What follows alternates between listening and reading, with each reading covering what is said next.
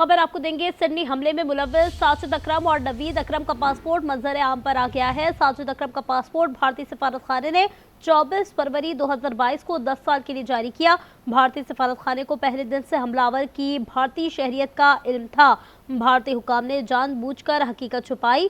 भारतीय हुकाम ने मीडिया को पाकिस्तान पर इल्जाम तराशी के लिए वक्त दिया। ये खबर दे रहे हैं आपको। सिडनी हमले में मुलव्विस साजिद अकरम और नवीद अकरम का पासपोर्ट मंजर आम पर आ गया है।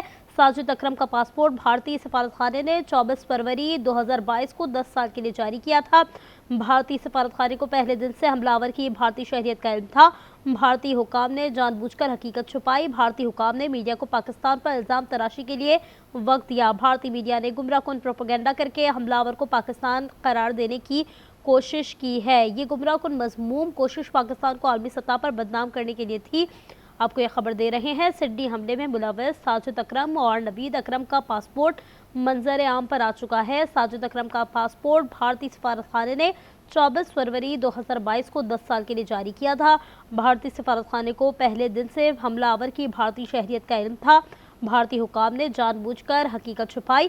भारतीय हुकाम ने मीडिया को पाकिस्तान पर इल्जाम तराशी के लिए वक्त दिया। सिडनी हमले में मुलव्विस साजिद अकरम और नवीद अकरम का पासपोर्ट मंजर आम पर आ चुका है। सिडनी में हमला हुआ जिसके बाद कार्रवाई की गई और मुलव्विस साजिद अकरम और नवीद अकरम का पासपोर्ट मंजर आम पर आ गया है। नवीद अकरम साथ मौजूद हैं। नवीद, बताइए मजीद क्या कुछ मंजर आम पर आया है? जी बिल्कुल, सिडनी हमले में मुलव्वस भारतीय दहशतगर्द साजिद अकरम और उसके बेटे का पासपोर्ट जो है वो मंजर आम पर आया है। साजिद अकरम जो है उनका पासपोर्ट भारतीय एम्बेसी ने 24 फरवरी 2022 को 10 साल के लिए जारी किया था और भारतीय एम्बेसी को पहले दिन से हमलावर की भारतीय शहरियत का इल्म था। भारतीय हुक्काम ने जानबूझकर हकीकत छुपाई और अपने मीडिया को पाकिस्तान पर इल्जाम तराशी के लिए वक्त दिया। सिडनी हमले के फौरन बाद भारतीय मीडिया की जानिब से गुमराहकुन प्रोपेगेंडा करके हमलावर को पाकिस्तानी करार देने की कोशिश की गई। ये गुमराहकुन मजमूम कोशिश पाकिस्तान को आलमी सतह पर बदनाम करने के लिए थी। गैर मुल्की जरीदे दी गार्डियन के मुताबिक ऑस्ट्रेलिया ने 2020 में भारतीय खुफिया एजेंसी रा के 2 एहलकारों को मुल्क बदर किया था। ये इकदाम एक ऐसे नेटवर्क के खिलाफ किया गया जिसे ऑस्ट्रेलियाई खुफिया इदारे ने जासूसों का गठजोड़ करार दिया था। दी गार्डियन ने इस हवाले से बड़ी वाज़ेह रिपोर्ट दी है। 2020 में ऑस्ट्रेलिया से निकाले जाने वाले भारी एजेंट भी ऑस्ट्रेलिया में मुकीम भारतीय अफराद की प्रोफाइलिंग में मुलव्वस थे।